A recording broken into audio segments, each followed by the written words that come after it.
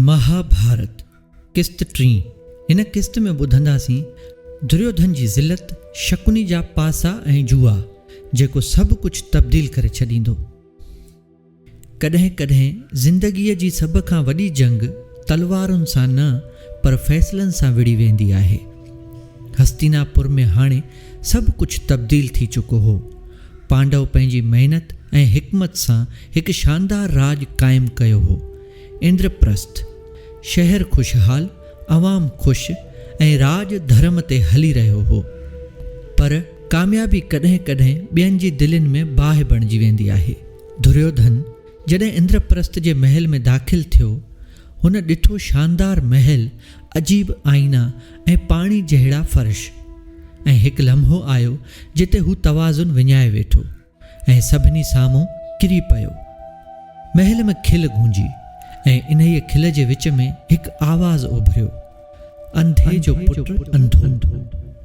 इहा आवाज़ द्रौपदी जी हुई। इहो लम्हो दुर्योधन लाइ सिर्फ़ शर्मिंदगी न हो, इहो अञा ते गहरो वार हो।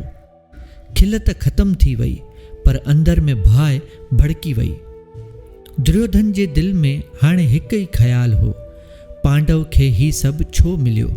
ऐं इते शकुनी पंहिंजी ज़िम्मेवारी निभाईंदे ख़तरनाक मुश्क सां चयो, भाणेजा, जंग में खटणु मुश्किल आहे, पर जुआ में सभु कुझु खटी सघिजे थो।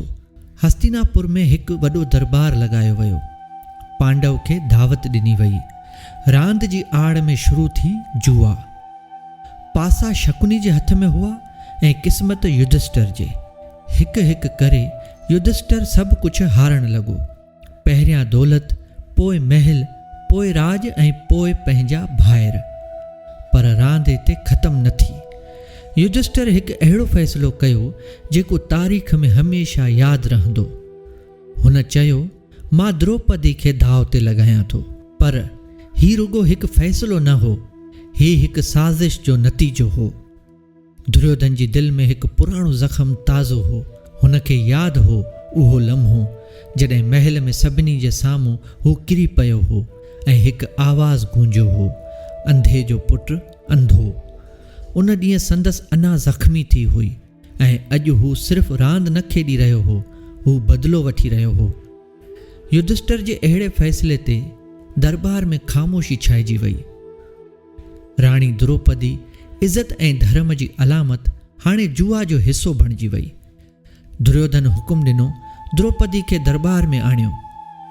द्रौपदी आई, पर हुन सवाल कयो, जेको पाण खे हाराए चुको आहे, छा उहो मूंखे दाव ते लॻाए सघे थो? इहो सवाल सॼी दरबार में गूंजियो, पर दरबार ख़ामोश रहियो। दुर्योधन गुस्से में हुकुम ॾिनो, हिन जी चादर खसे वठो। इहो लम्हो सिर्फ़ु हिकु औरत जी बेइज़ती न हो, इहो धर्म जी आज़माइश हो। द्रौपदी अखियूं बंदि कयूं ऐं दिलि मां पुकारियो, ऐ कृष्ण।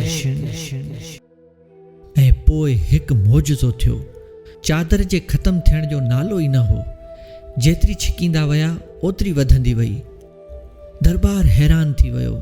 इहा कृष्ण जी कृपा हुई। उन ॾींहुं द्रौपदी बची वई, पर हिकु कसम पैदा थियो। भीम चयो, मां दुर्योधन जी रान भञंदुसि। ऐं द्रौपदी चयो, ही बेइज़ती विसारी न वेंदी।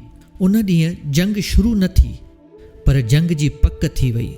अॻिते पांडव खे मोकिलियो वियो 12 साल जी जलावतनी ऐं 1 साल जे अज्ञातवास में।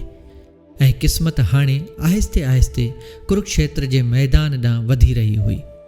अॻी किस्त में पांडवनि जी जलावतनी, अर्जुन जी तपस्या ऐं जंग जो वेझो अचणु। महाभारत किस्त 3।